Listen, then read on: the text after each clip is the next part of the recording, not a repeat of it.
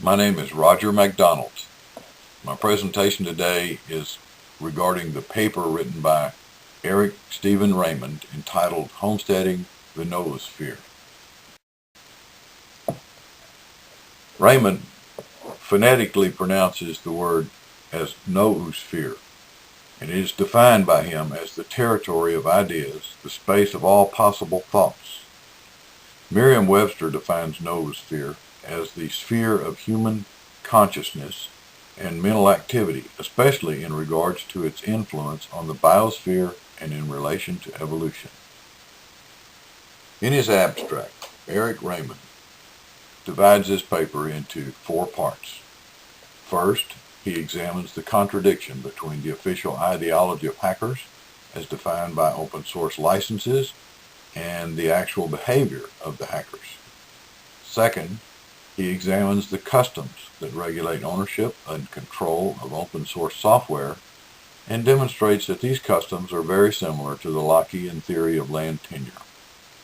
Then, Raymond likens the hacker culture to a gift culture, in that participants compete for prestige by giving time, energy, and creativity away.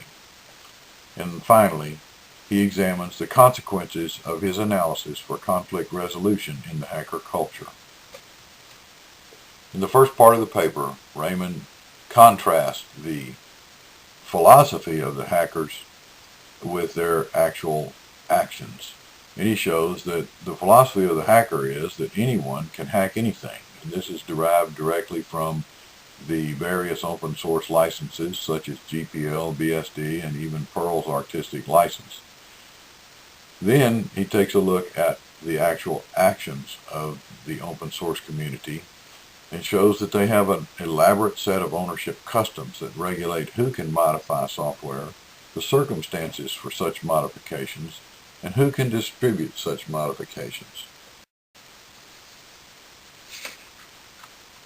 Then Raymond moves on and takes a look at the ownership customs that are demonstrated by the open source community.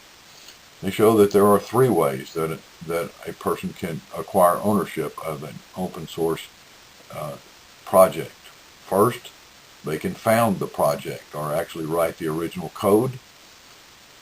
Second, they can have the project handed down to them by the founder, the original founder. Or third, they can claim ownership of an orphaned project where it's noted that it's not possible to determine who is maintaining the project any longer, and it shows that there is a process by which a person can take over an orphaned project. Then Raymond contrasts these attitudes with the Lockean theory of land title and demonstrates that there are also 3 ways that one can acquire title to a piece of property. First, they can homestead the property. Second, through a transfer of title. And then third, they can actually claim ownership of an abandoned piece of land by adverse possession. And you'll note that these 3 ways parallel very closely with the ways that one acquires title to an open source project. In the third part of his paper, Raymond points out that there are, according to anthropology and economics, there are 3 ways that humans organize in their society. The first 2 ways are a response to scarcity and want of goods and supplies. The first is a command hierarchy, where scarce goods are allocated by a centralized authority. A monarchy, the government, or a military organization are all 3 good examples of a command hierarchy. The second way is through an exchange economy. The allocation of scarce goods is accomplished in an exchange society in a decentralized way through trade. The example of that is the concept of supply and demand. And the third way that humans organize is as a gift culture. And this is in a response to an abundance rather than a scarcity of goods and supplies. And Raymond points out that the open source community is a gift culture. The last part of his paper, Raymond talks about conflicts that arise within the open source community and how they're resolved.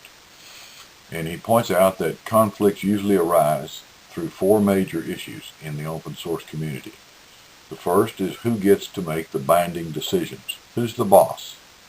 Second, who gets the credit or blame, and for what?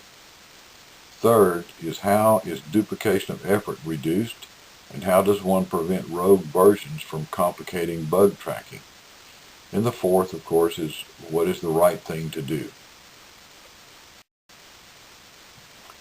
I want to wind up this presentation with a few points to ponder as you read the paper for yourself. First off, how does the concept of property or territory figure in conflicts within the open source community? Next, is ego involved in the open source community, and if so, how is it satisfied? Next, what rules are brought to bear to resolve conflicts within the open source community? And since the rules are not written, how are they enforced within the open source community? And finally, how does one become accepted into the open source community as a contributor? And I want to thank you for listening to my presentation, and I hope you enjoy the paper as much as I did. Thank you.